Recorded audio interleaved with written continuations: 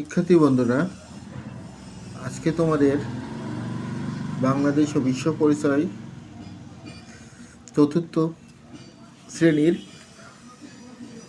6 পৃষ্ঠার ছক পূরণ সম্পর্কে লিখব।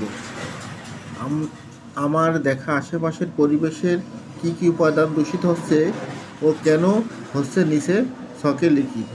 যেসব উপাদান দূষিত হচ্ছে, কেন দূষিত হচ্ছে? মাটি পলিথিন ও আবর্জনার কারণে দূষিত হয়ে থাকে।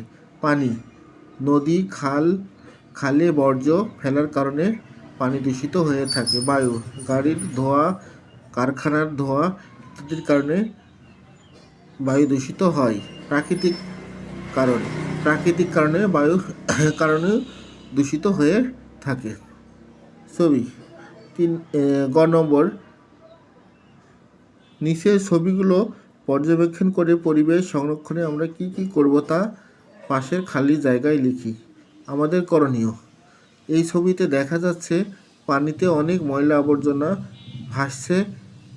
আমি নদী, খাল, বিল, সমুদ্রে, সাগর ময়লা আবর্জনা ফেলবো না।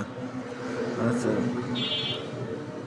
এই ছবিতে গাছ কাটা হচ্ছে। আমি গাছ কাটবো না। গাছ প্রাকৃতিক ভারসাম্য রক্ষা করে, বেশি করে গাছ লাগাবো।